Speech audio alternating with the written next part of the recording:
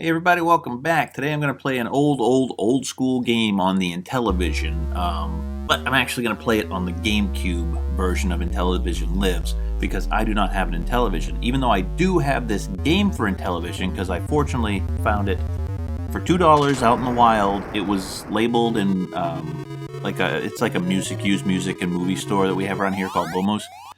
It was labeled as an Atari game, which they sell those for $2 to $3. So I think they just mistook it for an Atari game, because I'm sure most of the kids working there may not even know the difference. But it turns out that this is a pretty valuable game, and I was really pleased to find it.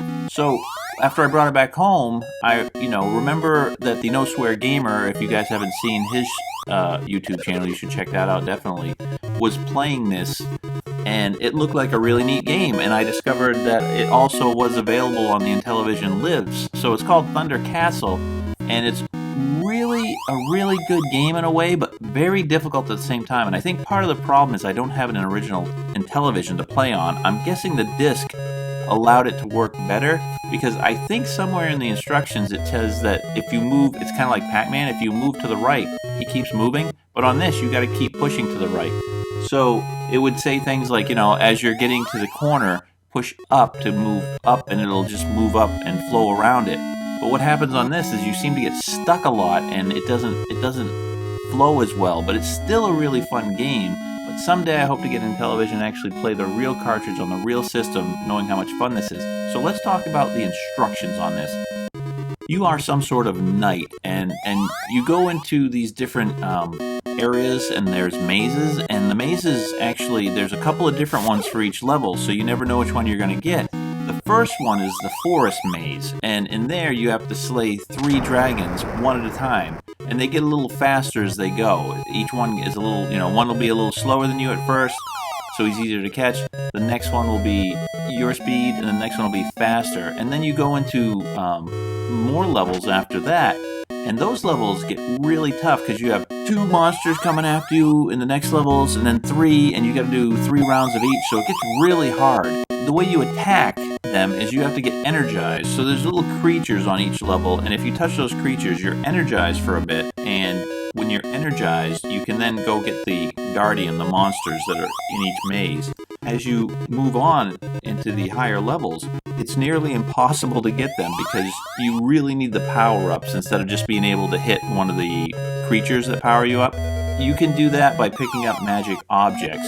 You get points, lives, or different powers by picking up objects. One of them is the Grail that energizes the knight. And that's probably the best one to get, because if you have picked that up, when the monster's coming at you, you can let him get really close to you, and then you hit the button and you'll be energized, and then you can attack him real quick. And usually, sometimes when they turn around, they're a little longer on the backside, and you'll be touching them and they'll die. So that's really good. Crown's another good one too. It freezes them. So if you can energize and freeze one of them, you can at least catch up to them. So it's really important in the upper levels to get the Grail or the Crown. The necklace speeds you up a little bit. It's okay, but it still isn't enough when you get to there's a lot of monsters and it's very fast. And then there's the lantern that doubles your energy. So if you charge up from one of the guardians, from what I understand, it lets you last a little longer to go attack them. Now, there's a comb that shows up too. I don't know why it's a comb, and doesn't seem very medieval to me, but there's a comb, and if you pick that up, you lose half your points, so you don't want to get that ever. There's also a key, and that lets you move through a gate or a wall. And there's also a ring, which kind of just warps you into a random location, which is handy to get away from one of the monsters if they're attacking you, or the guardians, whatever they call them. Now, if you see coins, they give you points, which is nice. If you see a candlestick, that gives you an extra life, so it's good to really get the candlesticks, because you're going to use a lot of lives in this, especially as you get into the upper levels. And you'll probably just die a lot because it's so hard. And the other thing is when you play, sometimes you'll get through a maze really quick because you'll just get lucky and hit the right stuff, and other times it takes a long time. You'll be playing for several minutes at a time because you just cannot.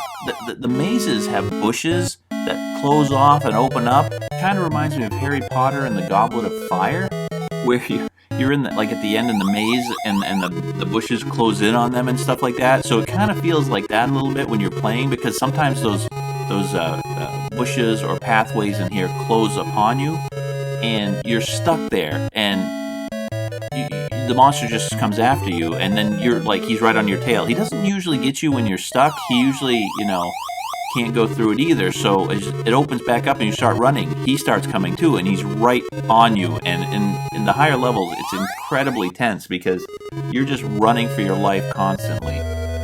Hope you enjoyed this. It's a neat little throwback game, and very cool for a game that came out way back on the Intellivision series. Even though it was later in the Intellivision life, it just kind of shows that there was possibilities for these old systems when you had good thinking, good programming. I wish this was a little easier so you could get through some more rounds, but having said that, I can definitely appreciate the quality of this game, and it does feel very tense at times, which is what you want out of a game. And even though it makes me angry to play it sometimes, I still want to play it more and more because I want to get further and further. So there you go. That's Thunder Castle. Hope you enjoy. So long.